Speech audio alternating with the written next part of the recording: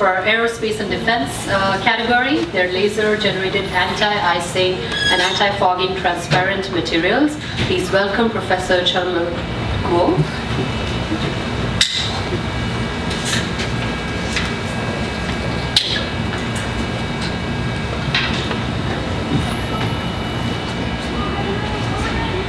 Okay, good afternoon. Thank you very much for having us here. And so I'm Chandler Guo. I'm here representing AlchLight with my colleague Chiven, who is also in the audience. AlchLight is a small tech firm and based in Rochester, upstate New York. And actually the company, I'm a founder and also a faculty member at University of Rochester. The company spent out of my lab a number of years ago, but has since established itself as a strong innovator. So we specialize, as you see from this animation, we specialize utilizing lasers to process material surface and transforming ordinary materials and give them extraordinary functionality. So here I'm going to discuss how do we transform a regular glass and make it anti-fogging and anti-icing without compromising its transparency.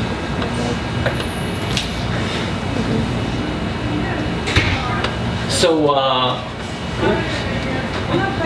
Point it this way. Try to hold it to the left. The clicker towards. right. You can clicker to this side.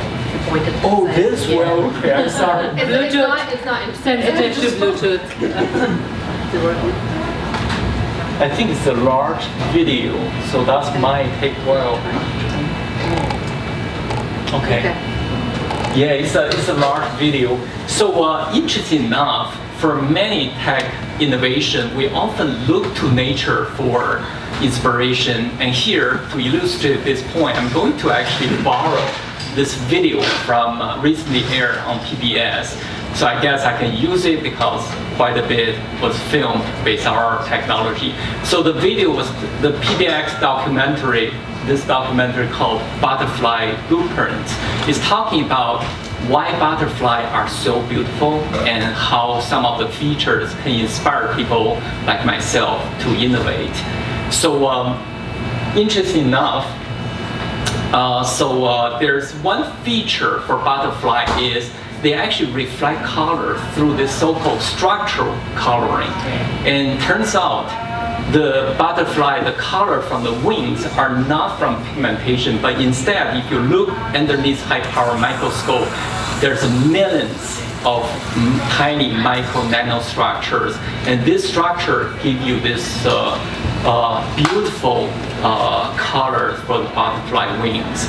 And again, not from pigmentation, and also for some of the butterflies, they can also repel water through some specific structures. Well, with this, if you look at this structure underneath microscope, we can reproduce it with today's technology. In our case, it's the short pulse lasers. Oh, forgot about this again. Sorry about that. Well, what can we do with this structural effects? And here are some examples. The first one, we can actually use a short pulse laser, process a material surface, and turn a shiny piece of metal, either pitch black or give it specific color, so we can create this so-called black metal or color metal. So these are actually very useful. Black metal will be very useful for light absorption, and then this can be used for better sensor, better detector, and color metal can be used for marking and decoration. And similarly to butterfly wings, and they're not from paint or pigmentation, they're from tiny microstructure we were able to produce with ultra-short pulse lasers. Okay. So if I can also make a surface and interact with water in a very dramatic way, we can turn a metal surface superhydrophobic. So you can see the effect so strong that water just bounces off the surface. And indeed, our innovation has been caught a lot of media attention, including 4 times by the New York Times. Besides a lot of documentary, like I showed, the one on PBS. So, well, if we can make a metal surface hydrophobic, what about glass? So it certainly will be very useful, because if a surface repels water, moisture, it will be anti-icing, anti-fogging, will have all these effects. But here's the real kicker. And it's not that easy, basically just turn a glass surface hydrophobic is not sufficient, but we have to do so without compromising its transparency. So that's the very challenge, and that's the engineering marvel that AlchLight has very recently accomplished.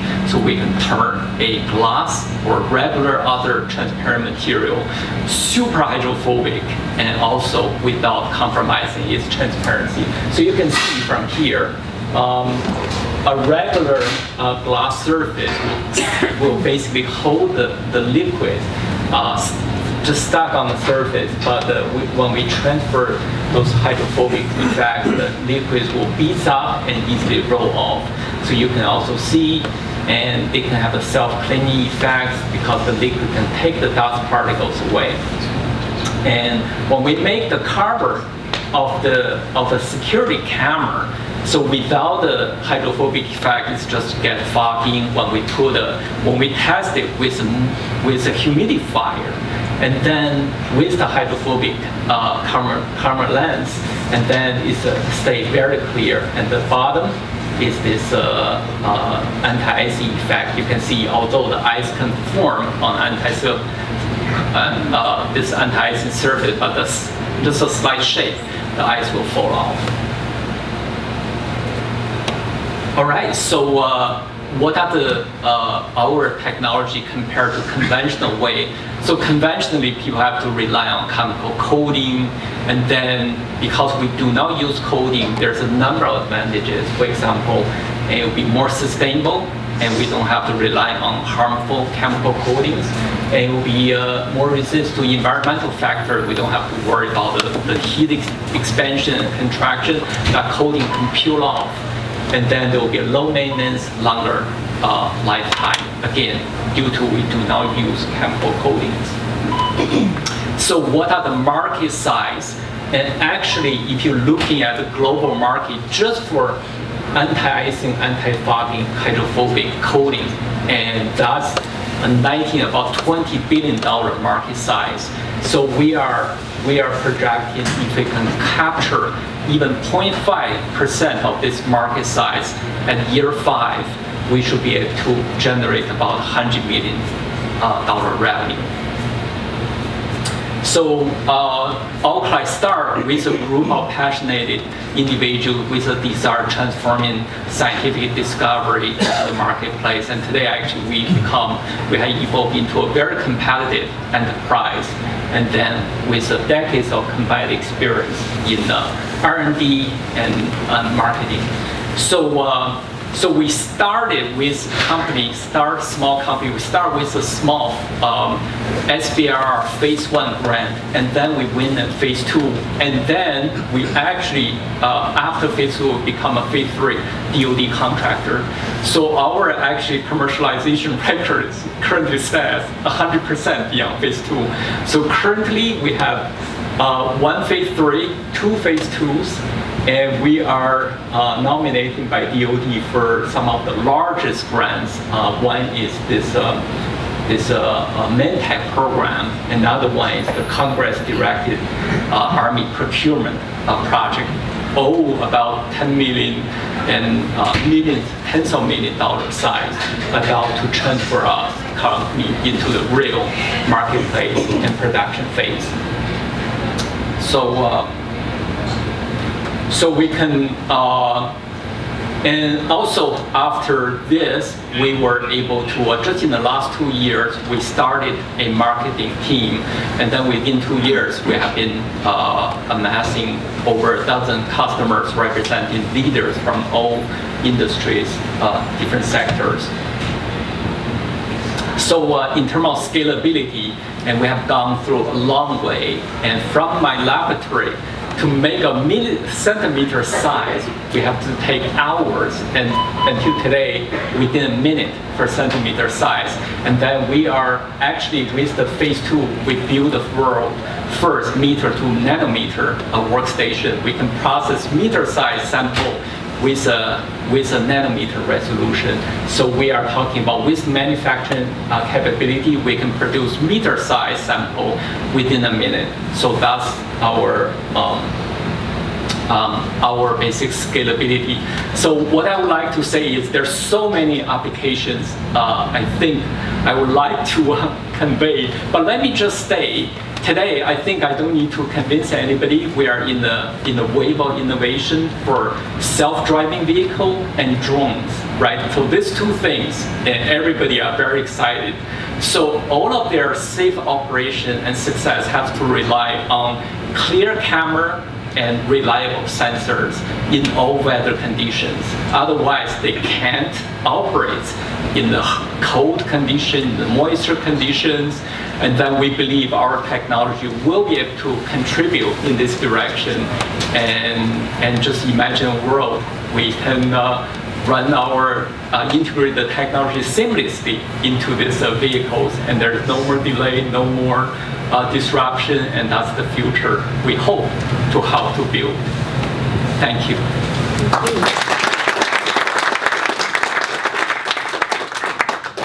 Questions, judges? Okay, so we start there on that table. How is your IP protected? So this hydrophobic glass was invented at the company. We are in the process of applying for IP. It's just very new. You have questions? Yeah, from aerospace point of view, it's very interesting. Thank you. Because I'm looking here at 3 major factors, Okay. which is the surface tension of the liquid, Yep. the friction with the surface, and the high temperature. Right. Because I'm talking about like hypersonic flight. Right. It's almost 2,000 to 4,000 degrees Right. for that. So are all these together interacting together, be taken into consideration for the process for that type of glass or type of material to take care of those 3 at the same time? Could you just repeat the first two? The first, the surface tension of the liquid, Right. and the second one is the friction between the liquid and the surface, Okay. and the third one is the temperature. Okay. Yeah. Temperature of the surface. I think all of this we should be doing better at least than the chemical coating. And as I mentioned, all this high temperature, the coating, expansion, subtraction easily just peel off. That's a major issue for chemical coating. So our surface intrinsic to the material. And there's a go with material for surface expansion, surface contraction, so we do not need to worry about the chemical coating peeling off and degradation. So I think in all these aspects, I can't, I guess, I can't put this maybe tomorrow on your, maybe a rocket launch, but I think in all, so many, every single category, I believe is vastly superior than the current technology. Yeah, sure. Question here from. So it's good you talk about the scalability, but can you provide some more details? So short pulse lasers are not that cheap yet. So and how do you really scale it up with lasers? And can you also do curved surfaces? Yep. Excellent question. So the short pulse laser, well, I'm a optics professor. I teach lasers, so I do, and I hope I do know the lasers. And the short pulse laser, the development is very rapid. You're right. 10 years ago, we can't imagine that, but today we have just gave you an idea. So the company acquired our first laser system, 20 watt. That's the largest industry just a few years ago.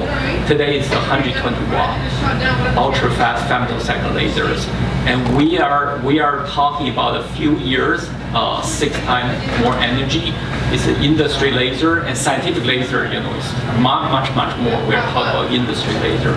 And then the processing wise, and as I mentioned in my laboratory originally, this size take a few hours, and today 30 seconds. And you can see the speed we have been evolving this fast. And the laser part, I'm very confident it will be continuously developed because there's a better technology, fibers, and better solid state. And they will be, I think they are in the hundreds watts, and they will be sufficient for our applications. With all the benefits you have explained us, and the energy saving that comes with it, the process itself, you generate 120 watts of laser energy, you put a lot of energy into it. So have you ever drawn an energy balance between what you put into actually to generate the laser beam compared to the benefits from it? So indeed, there's quite a bit of energy going into it, but it's actually, number one, it's very efficient. Number two, what about coatings? You have to have a chamber, right? So you have to have a vacuum chamber. That chamber runs, probably draw the same amount of electricity as our lasers, that's alone.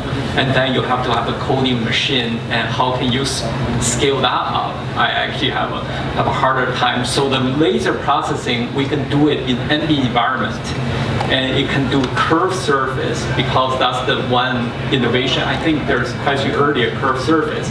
And right, so sorry I wasn't touch on this.